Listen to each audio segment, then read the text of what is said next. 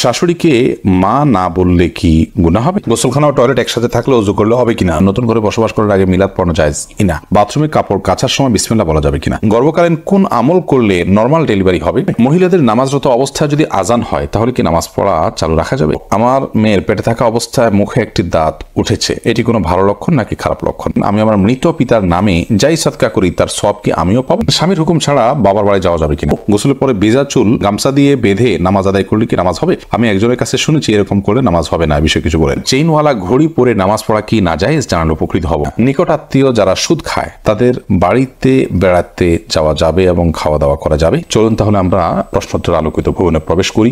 এরপর জেসমিন আক্তার আপনি লিখেছেন, গোসলখানা ও টয়লেট একসাথে থাকলে ওযু করলে হবে কিনা? বাসা যদি গোসলখানা এবং টয়লেট একসাথে থাকে সেক্ষেত্রে ভেতরে ওযু করলে ওযু হয়ে যাবে, কিন্তু উত্তম হলো কমোড এবং টিপের মাঝে কোনো পার্টিশন না থাকলে, আড়াল না থাকলে সেক্ষেত্রে বাইরে ওযু করবেন, এটা হলো উত্তম। কিন্তু যদি ভিতরে ওযু করেন তাতে ওযু হয়ে যাবে, কোনো অসুবিধা নেই ইনশাআল্লাহ। এরপরে কাজী ফাতেমা আপনি লিখেছেন, মহিলাদের নামাজরত অবস্থায় যদি আজান হয় তাহলে কি নামাজ পড়া চালু রাখা যাবে? যাবে, কোনো অসুবিধা নেই। আজান হওয়া হলে নামাজ বন্ধ করে ফেলতে হবে, কোনো কথা নেই। আপনি নামাজ পড়ছেন, ইতিমধ্যে আজান শুরু হয়ে গেছে, আজান মুয়াজ্জিন সাহেব দিতে থাকুক, এদিকে আপনার নামাজ আপনি কন্টিনিউ করতে থাকেন, কোনো সমস্যা নেই। রোজা ইসলাম রানী আপনি লিখেছেন, নতুন করে বসবাস করার আগে মিলাদ পড়ানো জায়েজ কিনা? নতুন করে বসবাস করার আগে কোনো মিলাদ পড়াবেন না, এরকম কোনো নির্দেশ কোনো হাদিস আমাদেরকে দেয়নি। আপনি নতুন ঘরে ওঠার সময় বিসমিল্লাহ বলে আল্লাহর নাম নিয়ে উঠে যাবেন, এর জন্য আলাদা কোনো আনুষ্ঠানিকতা আপনাকে করতে হবে, কোনো বাধ্যবাধকতা নয়। হ্যাঁ, আশপাশের লোকজন বা এলাকার মানুষ কিংবা আত্মীয় স্বজনকে ডেকে আপনি দাওয়াত খাওয়াতে চান আপনার খুশি একটা উপলক্ষে, সেটা সম্পূর্ণ আপনার ব্যাপার, শরীয়তের কোনো বিশেষ নির্দেশ নাই। আর এর জন্য মিলাদের আয়োজন করতে হবে কোনো নির্দেশ ইসলাম আমাদেরকে করেনি। এরপর নুসরাত মাহি আপনি লিখেছেন, আমি আমার মৃত পিতার নামে যাই সাদকা করি তার সওয়াব কি আমিও পাবো? আপনার মৃত পিতার নামে যে সাদকা আপনি করবেন, আশা করা যায় আল্লাহ রাব্বুল আলামিন আপনাকেও এক্সট্রা হিসাবে তার সাদকার সওয়াব দিবেন, কারণ আপনি যেহেতু পরিশ্রম করেছেন, আপনি যেহেতু কষ্ট করেছেন, আল্লাহ রাব্বুল আলামিন সেজন্য আপনাকে বঞ্চিত করবেন না, কারণ আল্লাহ রাব্বুল আলামিন কাউকে তার পরিশ্রমকে পণ্ড বা ব্যর্থ হতে দেন না যতক্ষণ পর্যন্ত সেটি আল্লাহ সন্তোষের জন্য হবে এবং সঠিক নিয়মে হবে। শিরিনা বেগম আপনি লিখেছেন, পুরুষের কি রূপার আংটি পড়তে পারবে? জি, পুরুষের রূপার আংটি পড়তে পারবে এবং এটি বিভিন্ন বর্ণনা দ্বারা সাব্যস্ত হয়েছে। আপনি ফরাদ হোসেন আপনি লিখেছেন, বাথরুমে কাপড় কাচার সময় বিসমিল্লাহ বলা যাবে কিনা? বাথরুমে কাপড় কাচার সময় বিসমিল্লাহ বলবেন, বিশেষ করে যখন কমোডের সাথে আপনার ওই জায়গার পার্টিশন থাকবে। যদি পার্টিশন না থাকে তাহলে ওযুর সময় যেরকম মুখে বিসমিল্লাহ বলা নিষেধ, অনুচিত, মাকরুহ, ঠিক একইভাবে এখানে মুখে বিসমিল্লাহ বলবেন না, মনে অনুচিত বলে কাপড় কাচবেন। মিথিলা মলি আপনি লিখেছেন, রাস্তার পাশে কবরস্থান থাকলে নাপাক অবস্থায় গেলে কি গুনাহ হবে? রাস্তার পাশে যদি কবরস্থান থাকে তাহলে সেই কবরস্থানে আপনি নাপাক অবস্থায়, অর্থাৎ আপনার ওযু নেই অবস্থা আপনি প্রবেশ করলেন, কোনো অসুবিধা নেই, আপনি জিয়ারত করতে পারেন। কবর জিয়ারত করার জন্য যে আপনাকে ওযু অবস্থা থাকতে হবে এরকম কোনো বাধ্যবাধকতা নেই। এক নিমিষে আইডি থেকে আপনি লিখেছেন, মেয়েদের পায়ে কি স্বর্ণের উপর পরা যাবে? যাবে, কোনো অসুবিধা নেই। মেয়েরা স্বর্ণ বা রূপা যে কোনোটি পড়তে পারে, তো সেক্ষেত্রে স্বর্ণের উপর পড়বেন না রূপার উপর পড়বেন সেটা আপনার বিষয়। স্বর্ণ এবং রূপা এটা শরীরের কোনো অঙ্গ প্রত্যঙ্গে পড়তে নিষেধ, এমন কোনো কথা নেই। বিধায় মেয়েরা মাথায়, হাতে, কানে যেরকম স্বর্ণ পড়তে পারেন ঠিক একভাবে পায়ে নূপুর হিসাবে স্বর্ণ ব্যবহার করতে পারেন, কোনো অসুবিধা নেই। মাই হামাদ আপনি লিখেছেন, গর্ভকালীন কোন আমল করলে নর্মাল ডেলিভারি হবে? গর্ভকালীন সময় এরকম কোনো বিশেষ আমলের কথা কোনো হাদিসে বলা হয়নি যে আমল করলে নর্মাল ডেলিভারি হবে। তবে হ্যাঁ, গর্ভ যাতে নর্মালভাবে হয়, অপারেশন করতে না হয়, সেজন্য আল্লাহর রহমতের কাছে আপনি সাধারণভাবে দোয়া করতে পারেন। আর দান এবং সাদাকা এটা মানুষকে কঠিন কোনো পরিস্থিতি থেকে উত্তরের পথ দেখায়, বিধায় এরকম পরিস্থিতিতে আপনি কিছু দান সাদাকা করতে পারেন এবং বিশেষভাবে ইস্তেগফার, দুরূদ সহ যে আমলগুলো বান্দার খুব কঠিন সিচুয়েশনে পড়লে আল্লাহ তাআলা তার জন্য বিষয়টিকে সহজ করেন, সে আমলগুলো আপনি বেশি বেশি করে করবেন। আল্লাহ তাআলার কাছে সাধারণভাবে দোয়া করতে থাকবেন। এছাড়া সুনির্দিষ্ট কোনো দোয়া বা আমল কোন হাদিস আমাদেরকে শেখায়নি যেটার মাধ্যমে নর্মাল ডেলিভারি হবে। আইরিন সুলতানা মাহি আপনি লিখেছেন, টেপে ওযু করলে নিচে বালতি থাকে, ফলে ওযুর পানি বালতিতে পড়ে, সে পানি কি টয়লেটের কমোডে ঢালা যাবে?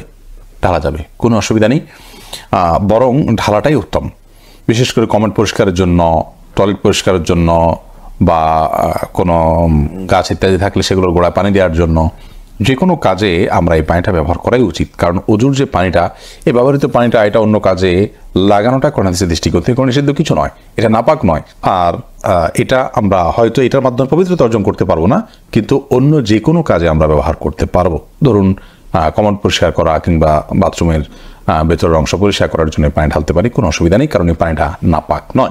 আমির হামজা আপনি ইউটিউব চ্যানেলে আমাদের প্রশ্ন করেছেন, আমার মেয়ের পেটে থাকা অবস্থায় মুখে একটি দাঁত উঠেছে, এটি কোনো ভালো লক্ষণ নাকি খারাপ লক্ষণ? সন্তান গর্ভে থাকা অবস্থায় যদি মুখে দাঁত উঠে সেটা কোনো খারাপ বা ভালো লক্ষণ নয়, এটার ডাক্তারি কোনো ব্যাখ্যা আছে কিনা সে ব্যাখ্যা আপনি জানার চেষ্টা করবেন। এর বাইরে এটাকে অন্তত কুলক্ষণ মনে করার কোনো সুযোগ নেই, কারণ ইসলাম আসলে কোনো কুলক্ষণে বিশ্বাস করে না। জারিফা জান্নাত আপনি লিখেছেন, গোসলের পরে ভেজা চুল গামছা দিয়ে বেঁধে নামাজ আদায় করলে কি নামাজ হবে? আমি একজনের কাছে শুনেছি এরকম করলে নামাজ হবে না, বিষয় কিছু বলে না, এরকম করে নামাজ হবে না এমন কোনো কথা নেই। আপনি একজন নারী হিসেবে আপনার পুরো শরীর আপনাকে ঢেকে নামাজ পড়তে হবে, শুধুমাত্র মুখমণ্ডল এবং দুই হাতের কবজি আপনি খোলা রাখবেন। এর বাইরে অন্য কোনো শর্ত নেই। আপনি গামছা দিয়ে ঢাকেন বা গামছা দিয়ে বেঁধে তার উপর দিয়ে অন্য একটা কাপড় দিয়ে ঢাকেন, কোনো অসুবিধা নেই। কাজল আইডি থেকে আপনি লিখেছেন, উজু করার পরে কি আয়নায় মুখ দেখলে উজু ভেঙে যাবে? না, কোনো অসুবিধা নেই, উজু ভাঙবে না। সৈয়দ আবু হায়দার আপনি লিখেছেন, চেইনওয়ালা ঘড়ি পরে নামাজ পড়া কি নাজায়েজ? জানালে উপকৃত হব। না, চেইনওয়ালা ঘড়ি পরে নামাজ পড়লে সেটা নাজায়েজ হবে এমন কোনো কথা নেই। সাবির ইয়াসমিন জান্নাত আপনি লিখেছেন, স্বামীর হুকুম ছাড়া বাবার বাড়ি যাওয়া যাবে কিনা? আপনি যেহেতু স্বামীর সংসারে থাকেন, অতএব তার সুবিধা অসুবিধা, তার প্রয়োজন ইত্যাদি বিষয় থাকতে পারে, সেই কারণে তাকে আপনি বলে যাবেন। কিন্তু স্বামী আপনাকে আপনার বাবার বাড়ি যাওয়া থেকে বঞ্চিত করে রাখবেন, যেতে দিবেন না, আটকে রাখবেন এবং তার খেয়াল খুশি মতো সে আপনাকে আপনার বাবা মার সাথে সাক্ষাৎ করা থেকে বিরত রাখবেন, সে অধিকার কিন্তু তার নাই। সেটা যদি তিনি করেন তাহলে তিনি অন্যায় করছেন। তবে হ্যাঁ, অবশ্যই আপনি চেইন অফ কমান্ড, একটি ফ্যামিলির পারস্পরিক যে বোঝাপড়া, সেটা যেন ভালো তো একজন আপনি বলে যাবেন, এবং এই বলে যাওয়ার মধ্যে ভদ্রতা, এই বলে যাওয়ার মধ্যে নিজেদের বোঝাপড়া যে আছে সেটির প্রমাণ হয়। বিধায় এটাকে দোষণীয় মনে করা যে আমি তাহলে কি বন্দী হয়ে গেলাম, এরকমটি মনে করার কোনো কারণ নেই। এমডি আবুল কালাম আপনি লিখেছেন, মহর পরিশোধের আগে স্ত্রী যদি মারা যায় তখন স্বামী কিভাবে মহর পরিশোধ করবে? তার পক্ষ থেকে দান সদকা করে দিবেন, কিন্তু উচিত হলো জীবদ্দশাতেই মহর পরিশোধ করা। আয়েশা সিদ্দিকা আপনি ইসলাম প্রশ্নোত্তর পেজে প্রশ্ন করেছেন, মহিলাদের জন্য সব জায়গায় নামাজের ব্যবস্থা থাকে না, অনেক সময় এই কারণে নামাজ কাজা হয়ে যায়, এই জন্য কি বাড়ি থেকে বের হওয়ার আগে অগ্রিম নামাজ পড়ে বের হতে পারবো? না, অগ্রিম নামাজ পড়ার কোনো সুযোগ নেই। নামাজ ওয়াক্ত মতো পড়তে হবে। ইন্না সলাতা কানাত আলাল মুমিনিনা কিতাবাম মাওকুতা, নিশ্চয়ই নামাজ ইমানদারদের জন্য নির্দিষ্ট সময় পড়াটা আবশ্যক করা হয়েছে, বিধায় সময় মতো আপনাকে নামাজ পড়তে হবে। বাড়ি থেকে বের হওয়ার আগে আপনাকে অগ্রিম নামাজ পড়ার কোনো সুযোগ নেই। তবে হ্যাঁ, যেখানে যাচ্ছেন সেখানে নামাজের ব্যবস্থা যদি না থাকে, আপনি ব্যবস্থা করে নেবেন, প্রয়োজনে রাস্তার এক পাশে দাঁড়িয়ে যাবেন, কোনো একটা ফাঁক ফোকর আপনি দাঁড়িয়ে যাবেন, কিন্তু আপনাকে অবশ্যই নামাজ পড়তে হবে সময় মতো। এরপরে কবির হোসেন আপনি লিখেছেন, এরপরে মার্জিয়া শেলি আপনি লিখেছেন, নিকট আত্মীয় যারা সুদ খায় তাদের বাড়িতে বেড়াতে যাওয়া যাবে এবং খাওয়া দাওয়া করা যাবে। নিকটাত্মীয় যারা সুদের সাথে জড়িত তারা তো হারামের সাথে লিপ্ত, আল্লাহ তাআলা মাফ করুন। এই সুদের সাথে জড়িত হলে, হারামের সাথে যদি লিপ্ত থাকে, তাদের উপার্জন শুধুই হারাম হয়, তাহলে সেক্ষেত্রে তাদের বাড়িতে আপনি যেতে পারেন, কিন্তু তাদের খাওয়া দাওয়াটাকে কৌশল আপনি অ্যাভয়েড করবেন। আর যদি তাদের অন্য হালাল উপার্জন থাকে, তাহলে সেক্ষেত্রে হালাল উপার্জন পরিমাণ বেশি থাকলে আপনি সেখানে খেতে পারেন। আর যদি হারাম উপার্জন পরিমাণ বেশি থাকে, হালাল উপার্জন পরিমাণ কম থাকে, তাহলে খাবেন না। আর যদি তিনি সুনির্দিষ্ট করে হালাল উপার্জন থেকেই দিয়েছেন, আপনি জানেন, তাহলে সেক্ষেত্রে সেটা অবশ্যই খেতে পারেন। শরীফ শাহরি আপনি লিখেছেন, অজু ছাড়া কি জিকির করা যাবে? যাবে, জিকির করার জন্য অজু করা শর্ত নয়। শাশুড়িকে মা না বললে কি গুনাহ হবে যদি তিনি কষ্ট পান?